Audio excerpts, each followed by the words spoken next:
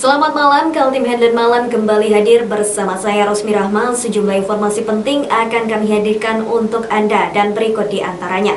Tim Basarnas menghentikan pencarian Halil, anak buah kapal sumber rejeki yang hilang saat berlayar. Hujan deras di Balikpapan sejak Senin dini hari mengakibatkan sejumlah kawasan pemukiman dan jalan kebanjiran. Kita awali Kaltim Headline kali ini. Halil, anak buah kapal sumber rejeki yang dilaporkan hilang saat berlayar di kawasan Muara Pantuan, Kecamatan Anggana, Kabupaten Kutai Kartanegara, belum juga ditemukan. Tim Basarnas yang berusaha keras mencari selama 7 hari menghentikan pencarian. Pihak keluarga Halil sudah mengikhlaskan hilangnya salah satu anggota keluarga mereka saat bertugas menjadi anak buah kapal sumber rejeki. Seperti diberitakan sebelumnya, kecelakaan laut terjadi di sekitar perairan Muara Pantuan, Kecamatan Anggana, Kabupaten Kutai Kartanegara. Tim Basarnas dari Kutai Timur diterjunkan ke lokasi setelah mendapat laporan dari Miswar, keluarga korban yang dapat kontak telepon hilangnya korban. Setelah 7 hari dicari namun hasilnya nihil, sesuai undang-undang pencarian dihentikan. Dapat kami laporkan bahwa untuk pelaksanaan operasi SAR sudah kami laksanakan 7 hari dan sudah kami tutup juga. Jadi pelaksanaan operasi SAR kami laksanakan mulai dari tanggal 20 sampai dengan tanggal 26. Sesuai dengan aturan yang ada. Setelah itu kami koordinasi dengan pihak keluarga dan keluarga sudah mengikhlaskan. Apabila selang 7 hari ada ditemukan tanda-tanda, kami akan lakukan untuk proses membuka kembali operasi SAR ini. Untuk hasilnya jadi nihil, Pak ya? Iya, hasil sampai saat ini nihil. Tetap kami akan berupaya berkoordinasi dengan pihak-pihak terkait, TNI, Polri, atau pihak-pihak keluarga juga, dan instansi lainnya. Kapal tempat bekerja Halil berlayar menuju Palu, Sulawesi Tengah dengan muatan sayur dari Pasar Pagi Samarinda. Namun dalam perjalanan, para ABK baru mengetahui adanya salah satu awak mereka hilang setelah sekitar 29 mil melewati Muara Pantuan. Tim SAR mengatakan jika ditemukan tanda-tanda hilangnya Halil, tim Basarnas siap untuk terjun kembali. Tim Kaltim TV melaporkan.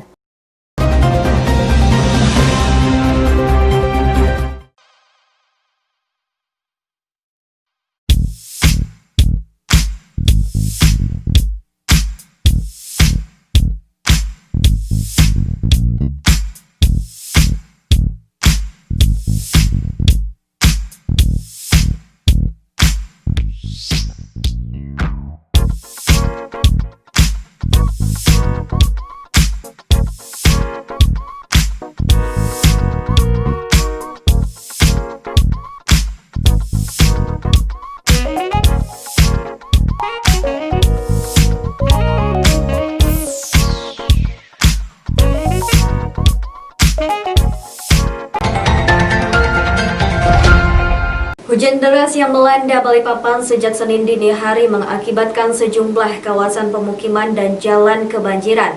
Pengendara tidak berani melintas di Jalan MT Haryono dan Jalan Beler karena ketinggian air hingga paha orang dewasa. Senin pagi 27 Juli 2020, ketika warga memulai kerja kembali, warga Balikpapan dihadapkan hujan deras yang mengakibatkan sejumlah kawasan kebanjiran. Beberapa ruas jalan raya seperti di Jalan MT Haryono dan Jalan Beler, Balikpapan Selatan sempat lumpuh. Air dengan debit tinggi menggenangi jalan raya cukup tinggi. Beberapa warga melaporkan ketinggian air hingga paha orang dewasa, sehingga pengendara sepeda motor maupun mobil tidak berani melintas. Selain menggenangi jalan raya, air hujan juga meluap di kawasan pemukiman sekitar Sepinggan. Banyak warga menunda kegiatan karena membenahi barang-barang di rumah agar tidak terkena air banjir. Pada tanggal 27 Juli 2020 terjadi banjir di wilayah Balikpapan, itu di wilayah Sepinggan, Balikpapan Selatan, Jalan Beler, Rona 3, dan Geraha Indah, serta Jalan MT Haryono di Hotel Her. Untuk ketinggian air itu kurang lebih 10 sampai dengan 90 cm, dan untuk korban tidak ada. Sementara tim hingga pukul 08 sampai 08.45 tim masih berada di lapangan untuk melakukan pemantauan Apabila situasi aman, tim akan segera ditarik kembali ke kantor SAR Balikpapan. Apa ada korban jiwa Pak? Yang jiwa Pak untuk sama banjir nih? Baik, sampai sejauh ini informasi dari tim lapangan bahwa korban jiwa tidak ada, dan tim tetap berupaya akan berkoordinasi dengan pihak terkait, terutama BPBD Kota Balikpapan. Sejak pagi, petugas kepolisian, Basarnas hingga BPBD dan Dinas Perhubungan sudah terlihat membantu para warga yang terdampak banjir. Menurut keterangan warga, banjir di kawasan ini bukan pertama kali terjadi. Warga mengeluh tidak adanya upaya maksimal pemerintah untuk mengatasi persoalan banjir di kawasan mereka. Tim Kaltim TV melaporkan.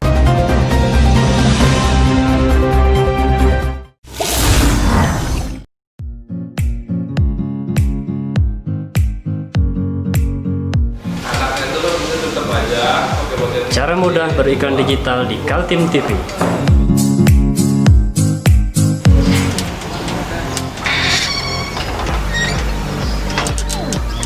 Yang pertama, jadilah sahabat Kaltim TV.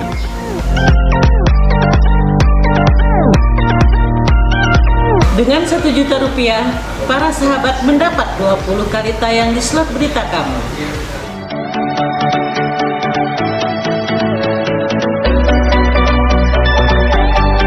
Dengan 20 detik dapat menjangkau 20.000 penonton. Anda beruntung karena mendapat kesempatan perdana dari kami. Ayo jadilah sahabat Kaltim TV.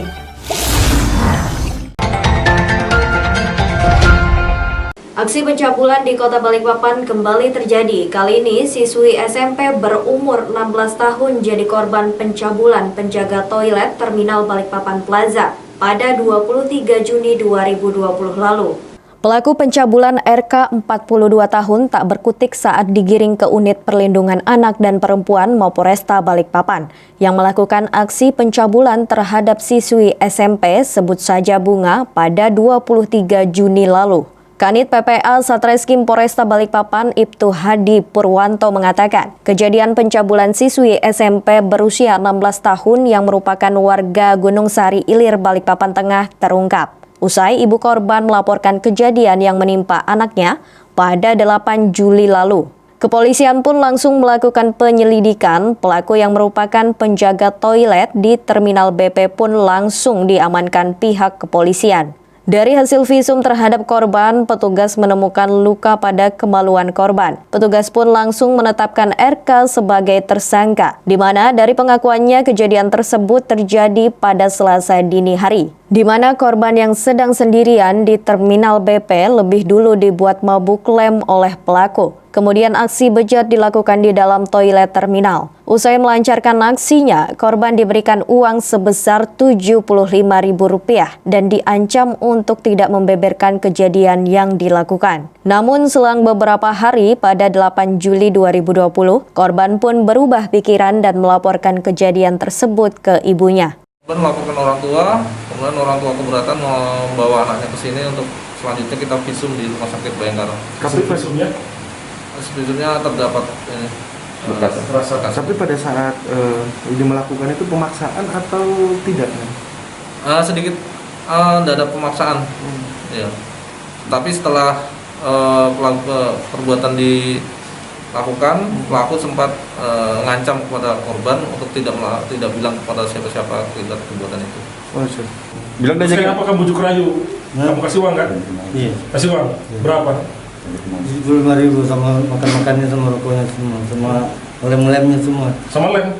Oh, dia sering ngelem kah korbannya? Dia yang ngelem sini. Oh, terus mabuk terus digasek itu. Atas perbuatannya, RK disangkakan pasal 82 ayat 1 Undang-Undang RI nomor 17 tahun 2006 tentang perlindungan anak dengan ancaman hukuman 15 tahun penjara. Dari Balikpapan, Muhammad Idris, tim Kaltim TV.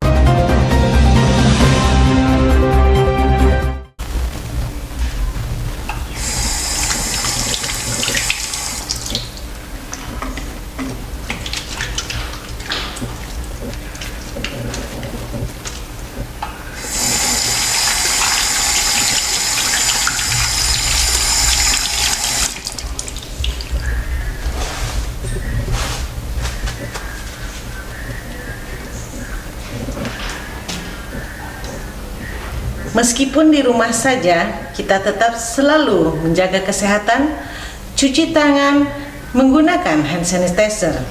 Ingat, mulailah dari diri sendiri. Unit Reskrim Polsek Balikpapan Timur membekuk 4 orang tersangka pengedar dan pembeli narkoba. Dari tangan para tersangka diamankan sejumlah paket sabu dan juga ponsel. Iwan Julhadi, Lahina, dan Rusli, 4 orang tersangka kasus peredaran narkoba dari jaringan berbeda diciduk unit Reskrim Polsek Balikpapan Timur dalam waktu sepekan terakhir. Keempat tersangka ini sebagai pengedar dan juga pembeli. Dari hasil pemeriksaan kepada tersangka, narkotika jenis sabu-sabu dibeli dari kawasan Gunung Bugis, Balikpapan Barat, dan akan dijual kembali oleh para tersangka di kawasan Balikpapan Timur. Dari tangan para tersangka, polisi menyita narkoba jenis sabu-sabu seberat 3 gram, timbangan digital, dan ponsel milik tersangka sebagai barang bukti. Kapolsek Balikpapan Timur, Kompol F.Ek Hartanta mengatakan semua narkoba jenis sabu-sabu yang ada pada tersangka didapat dari Gunung Bugis, Balikpapan Barat. Hasil pengembangan dari rekan-rekan Jatan Ras pada saat itu juga tanggal 25 Juni mengamankan Julhadi yang memiliki 7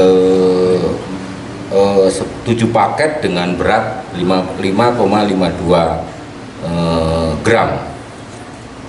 Dari keterangan Irwan, semua ini barang bukti yang ada kita amankan ini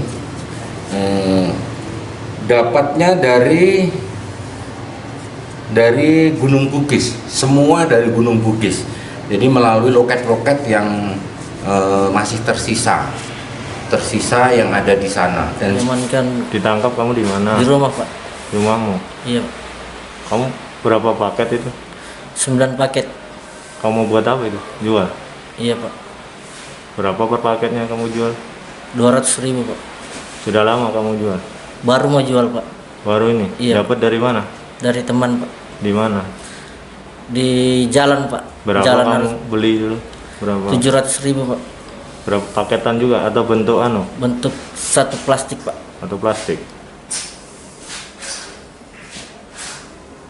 Terus uangnya kamu buat apa ya? Saya pakai, Pak. Pakai apa? Mau saya pakai buat beli lagi nanti, Pak. Keempat orang tersangka dikenakan pasal 112 dan 114 dengan ancaman hukuman minimal 6 tahun penjara. Dari Balikpapan, Muhammad Idris, tim Kaltim TV.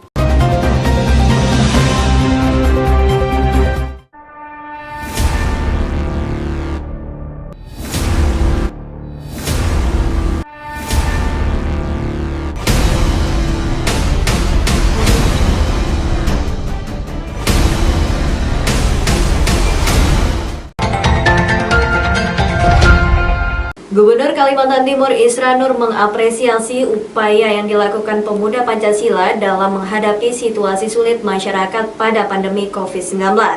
Dia mengingatkan agar langkah kolaborasi antara dunia usaha dengan ormas sangat membantu masyarakat Kaltim. Kerjasama Pemuda Pancasila dengan Indika Foundation disambut baik Gubernur Kaltim Isra Nur. Menghadapi COVID-19 perlu adanya gotong royong antara dunia usaha dengan ormas sehingga penyaluran bantuan tepat sasaran. Menjawab pertanyaan wartawan tentang ada kolaborasi dunia usaha dengan ormas, Gubernur Isran dalam gaya khas guyonan yang menyegarkan suasana mengatakan bantuan yang diberikan sangat membantu pemerintah yang juga sedang berjuang agar masyarakat tidak terlalu berat beban hidupnya selama masa pandemi. Bagi pemerintah daerah, insiden ini gimana Pak tanggapannya? Oh, ini sangat bagus. Mudah-mudahan, saya rasanya tidak ada sinergi ini yang ada di Republik. Setahu saya ya, mungkin atau saya kena gaptek nggak tahu informasi, tapi cuma di sini ada kolaborasi seperti ini. Mudah-mudahan saya salah, tapi saya ingat saya cuma di Kaltim Timur yang terjadi kolaborasi seperti ini. Bantuan Pemuda Pancasila bekerja sama dengan Indika Foundation dilepas Gubernur Isra Nur dan Japto Sulistyo Surjo Sumarno ke 10 kabupaten kota. Sebanyak 7.000 paket sembako ditambah alat penyemprotan disinfektan, genset, dan tandon air, alat pelindung diri, dan buku untuk anak-anak dibagikan sejak bulan April 2020 lalu. Upacara peresmian gelar bakti sosial dan gerakan kemanusiaan yang dilakukan kolaborasi antara pemuda Pancasila baik nasional maupun Provinsi Kalimantan Timur dan manajemen Yayasan Indika Foundation yang terdiri dari Indiko dan Petrosi untuk melawan atau mengatasi atau bekerjasama dalam hal penanganan COVID-19 di Kalimantan Timur. Saya atas nama pemerintah dan seluruh masyarakat Kalimantan Timur menyampaikan terima kasih atas kegiatan seperti ini ya. Terutama kepada Bapak Japto Surjo Sumarno, Ketua MPN, Ketua Umum MPN PP, dan Ketua Majelis Wilayah PP Kalimantan Timur, Bapak Said Amin, dan seluruhnya. Acara pelepasan bantuan COVID-19 di Gor Segiri, Samarinda dilaksanakan sederhana dengan suasana protokol kesehatan yang ketat. Tamu undangan wajib menggunakan masker dan dilakukan cek suhu tubuh dengan termogan. Tim Kaltim TV, Hardin melaporkan.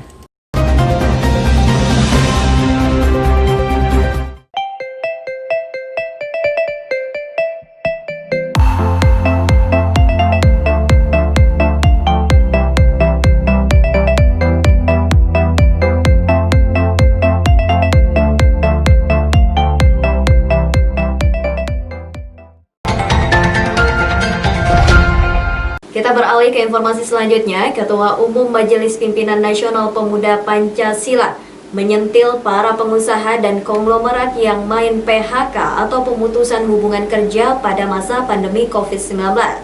Dia mengingatkan saat ini masyarakat membutuhkan pertolongan sehingga langkah PHK sangat amat memperburuk keadaan. Inilah pandangan Ketua Umum Majelis Pimpinan Nasional Pemuda Pancasila KPH Japto Sulistyo Surjo Sumarno dalam menghadapi situasi pandemi COVID-19 di tanah air. Dia mengajak para pengusaha lokal maupun nasional peka terhadap kesulitan yang dihadapi masyarakat, sehingga sebaiknya meminimalisir terjadinya pemutusan hubungan kerja di perusahaan. Yang untungnya selama ini gede-gede, nggak seperti Indika nih, mereka bantu lagi kembali ke masyarakat. Kalau yang lain kan nggak, malah diberhentikan pegawainya, gaji dipotong dan segala macam. Ini kesadaran dalam menghadapi COVID ini harus banyak jalan gitu. Yaitu memasyarakat kembali masyarakat, memberi semangat kembali, ya itu perlu gitu. Karena ini yang harus kita kerjakan bersama-sama. Japto bersama dengan Gubernur Kaltim Isra Nur dan Chairman Indika Foundation M. Arsyad Rashid PM memberikan keterangan pers usai acara pelepasan 7.000 paket sembako dan bantuan peralatan penyemprotan disinfektan, alat pelindung diri, genset, buku-buku, dan mainan anak-anak. Acara jumpa pers didampingi Kepala Kejaksaan Tinggi Deden Riki Hayatul Firman dengan Ketua MPW Pemuda Pancasila Kaltim HM Said Amin. Menurut Japto, pandemi COVID-19 harus dihadapi bersama-sama. Untuk itu, Pemuda Pancasila mengajak semua pihak bergotong royong agar keluar dari masalah yang dihadapi bangsa Indonesia. Ini di Kalimantan Timur punya karyawan yang banyak, usahanya luas. Pemuda Pancasila juga punya anggota di mana-mana. Kita telah menginventarisir anggota-anggota kita yang memang nggak bilang tidak mampu ya sebetulnya. Kalau nggak mampu dari dulu nggak mampu, nggak terpengaruh. Yang terpengaruh adalah pegawai-pegawai yang diberhentikan pekerjaannya, dipotong gajinya atau diberhentikan gajinya, sehingga pendapatan mereka berkurang, kesehatan mereka akan turun. Nah ini harus dibantu, tapi bantuan yang kita berikan sekarang ini kan nggak lebih dari 1-2 minggu kemampuannya, jumlah berasnya hanya bisa sampai 2 minggu. Nah ini harus ada kegiatan-kegiatan dari inisiatif ya, dari konglomerat dan pemerintah untuk membantu masyarakat di dalam menghadapi COVID-19. Gubernur Kaltim Isran Nur menyambut baik kolaborasi pemuda Pancasila dengan Indika Foundation. Tim Kaltim TV, Hardin melaporkan.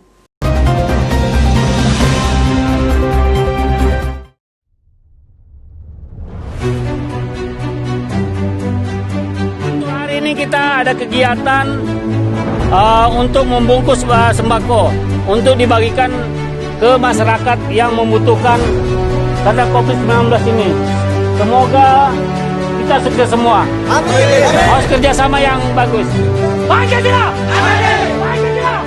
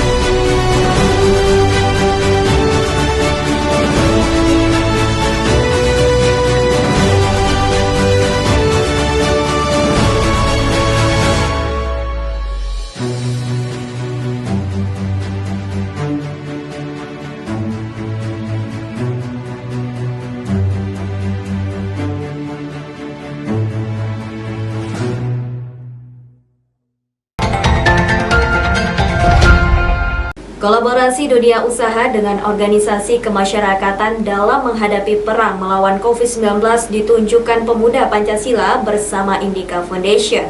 Miliaran rupiah disalurkan untuk membantu memutus mata rantai penularan virus serta membantu warga terdampak di berbagai daerah. Acara peluncuran kerjasama itu berlangsung di Gor Segiri, Samarinda, Sabtu 25 Juli 2020. Hadir Ketua Umum Majelis Pimpinan Nasional Pemuda Pancasila KPH, Japto Sulistyo Surjo Sumarno sebagai representasi Ormas, juga Arsyad Rashid, Direktur Indika Foundation sebagai perwakilan pengusaha. Disaksikan Gubernur Kaltim Isran Nur dan kader Ormas Pemuda Pancasila, diluncurkan bantuan kepada masyarakat di 10 kabupaten dan kota Kalimantan Timur. Selain ada 7.000 paket sembako untuk meringankan beban masyarakat yang terdampak pandemi, didistribusikan juga sejumlah alat pelindung diri, mesin penyemprotan disinfektan, genset, mainan anak-anak, dan buku keperluan sekolah. Karena sejak bulan Maret sampai bulan Agustus telah dilaksanakan di Jakarta, Tangerang, Bekasi, Depok, kemudian Banten. Kemudian berikutnya kita telah melaksanakan Jawa Barat. Sekarang sedang berjalan di Jawa Tengah dan Jawa Timur. Kemudian kita datang di Kalimantan ini karena tinggal 1 bulan lagi menyelesaikan yang lain. Jadi itu kita lakukan. Nah, apa yang kita lakukan adalah bahwasanya menangani COVID ini seperti kata Pak Gubernur tadi, disiplin manusianya yang harus dijalankan. Jaga jarak, pakai masker, dan harus sehat. Nah, kita tahu bahwasanya masyarakat ini banyak yang terganggu oleh COVID. Kerja bareng itu sebagai bentuk kesadaran bersama dunia usaha dan ormas. Karena situasi pandemi COVID-19 adalah perang, maka menghadapinya harus bersama-sama. Pemerintah, dunia usaha, ormas, dan masyarakat. Tidak heran kalau Gubernur Kaltim Isran Nur mengapresiasi kolaborasi itu. Atas nama pemerintah dan seluruh masyarakat Kalimantan Timur, menyampaikan terima kasih atas kegiatan seperti ini ya.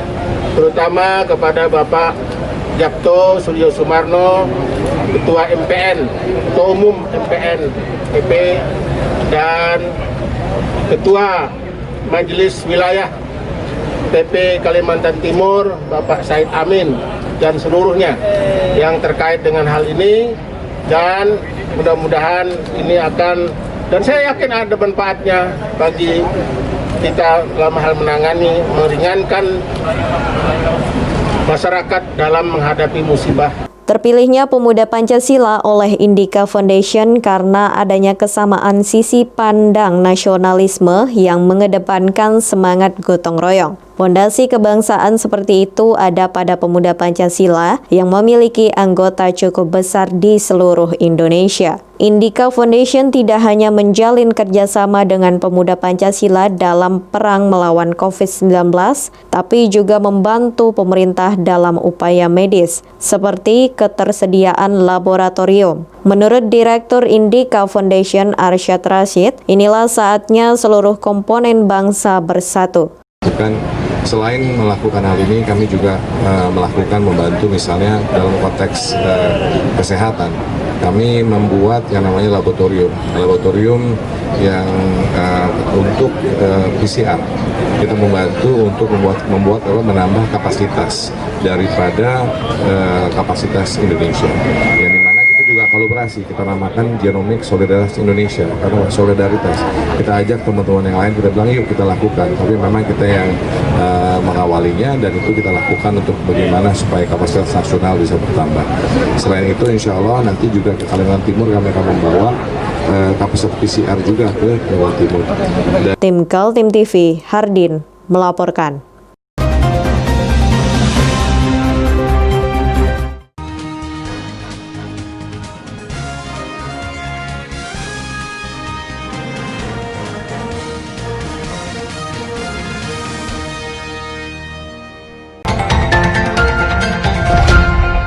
Demikian Kaltim Headline Malam edisi kali ini. Informasi lainnya dapat Anda simak melalui situs website kami www.kaltim.tv, channel YouTube dan fanpage Facebook Kaltim TV. Saya Rosmi Rahma bersama kerabat kerja yang bertugas pamit undur diri. Selamat malam dan sampai jumpa.